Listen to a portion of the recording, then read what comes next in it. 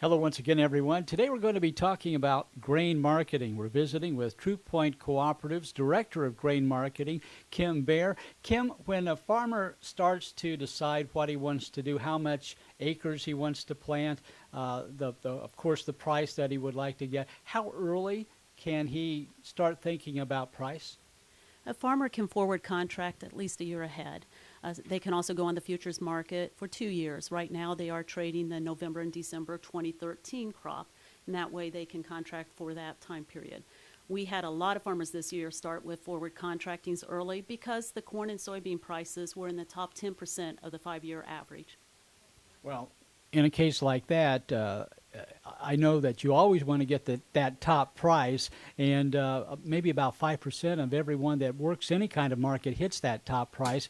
What does the cooperative, what does True Point do to help educate the farmers? A lot of them, don't hit that top of the market, and how does the cooperative help with that? Our grain originators have a lot of monthly meetings. They talk to farmers on the phone. They keep them informed.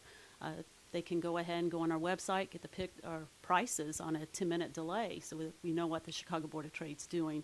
We have our prices at each one of our locations quoted on the True Point website, so the farmer is able to get any of the prices into whichever facility they want to go. Well, now, we hear the prices, we read the prices on a daily basis, and basis is the next question I want to talk about.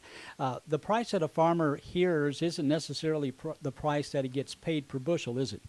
That's correct. Most of the prices a farmer hears is the Chicago Board of Trade price, which is the futures market that is established in the Chicago Board. Then when they back down and start to deliver to their location, they have a different price, and the difference between those two prices is the basis. Also that the farmer needs to watch out is the spreads, which are the different prices between the futures months, because you need to take the basis and the spreads together to figure out what time's the best time for them to sell. I know for some of our viewers that don't work with this on a daily or even a monthly basis, this sounds a little complicated, and it can be, but for farmers that work with this on a yearly basis, this is something that they're very used to. How much does something like passing a free trade agreement have, or anything that's done internationally, how does that affect the price? Currently, a lot of talk has been talked about the free trade agreement to the 3 countries. It helps open up our export business to those countries. The other factor that is a very important factor with the export business is the dollar value. Right now, our dollar had been going down the last couple years, but in the last few months, due to the European financial crisis, the dollar has been getting stronger, and that has a negative impact on our export business. Well, now that's a little bit of the technical, and we have that out of the way. Let's talk a little bit about our crop this year. With everything that's happened with the early planting season being delayed and with some of the weather during the growing season, what we have coming in or what is supposed to be coming in, you never can count that until it is delivered. But we're in pretty good shape considering everything that's been involved. Yes, there are a few areas in Ohio that did have some very dry times in July and August, and their crop is down per bushel. But with the late crop planted in middle of June or the first week of June, we could not afford to have an early frost. And luckily, we have been able to hold on, and that corn also was pollinating when the temperatures were a little lower. So it looks like our later crop, planted late, might have the better yields. So all in all, we're looking at a potentially better situation than what we thought was going to happen in the middle of the growing season. I know some of the beans are coming in right now. What have you experienced here at True Point? There's just a few areas that have beans below their average, but most of the people are talking about beans being above average right now. Those August, September rains really helped us out. The double crop beans look like they're going to be very good, and they're still able to produce right now. We haven't gotten a very killing frost yet. So. I realize that during harvest we have some ups and downs as far as moisture, but as of the middle of October, what are you seeing with the crops coming in? In the last 10 days with that 70, 80 degree weather, the bean crop has definitely dried down. When they started harvesting, we were right around 14, 15. Now the moisture's coming in 8, 9%. So unfortunately, that has dropped the weight off the beans. And so the farmer's losing a little extra weight on that. The test weight on the soybeans is fantastic. They're looking at 57, 58 pound beans when we normally get around 54. And the quality of the crop? Quality is very good. We don't have the FM problems, so the foreign matter problems in the crop in the industry allows 1% foreign material. So with this, the farmer's not getting discounted on the beans right now.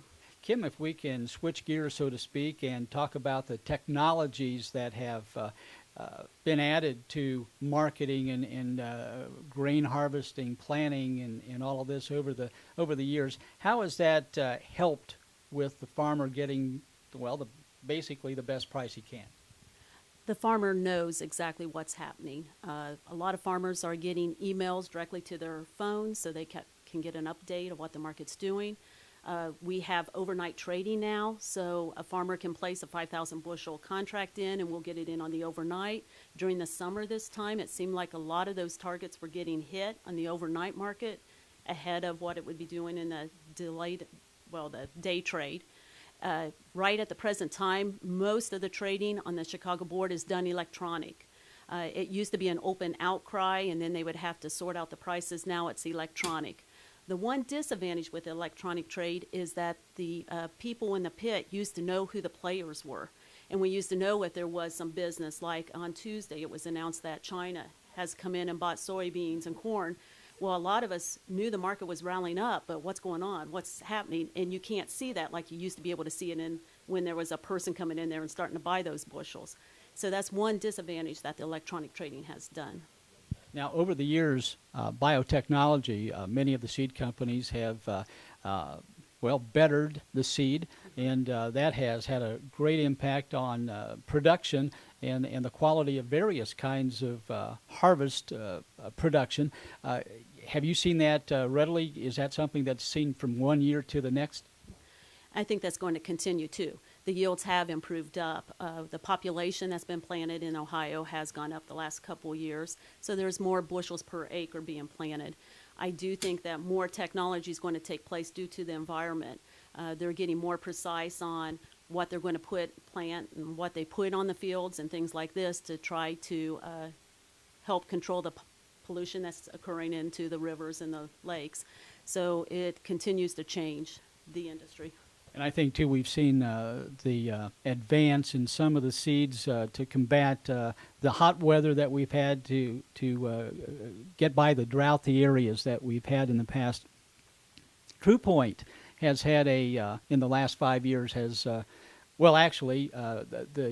cooperatives that have formed True Point have seen a big synergy in the past 5 years. Can you see a great impact on how that's impacted not only your work, but also helped your cooperative members?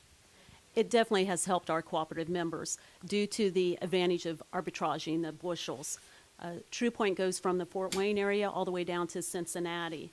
For example, last year at the beginning of the harvest, December through March, exports on soybeans were coming out of the United States and out of New Orleans big time. So what we were able to do is arbitrage and sell our bushels down to the Ohio River and by rail to go out the export-wise to fulfill that need. And then after that, when South America was fulfilling the export need, then the Cargills and Bunge's that are the local processors, ADM, started needing beans, and then we were able to work those beans into that market. So it has added some value to the farmer's price. And of course, the more you have, the better bargaining power you have, and that's what cooperatives are all about. Since we have the consolidation and have the opportunity to sell to many different places because of the different outlets that we can go to, it has helped the farmer be able to take his crop, his production, and fill different needs.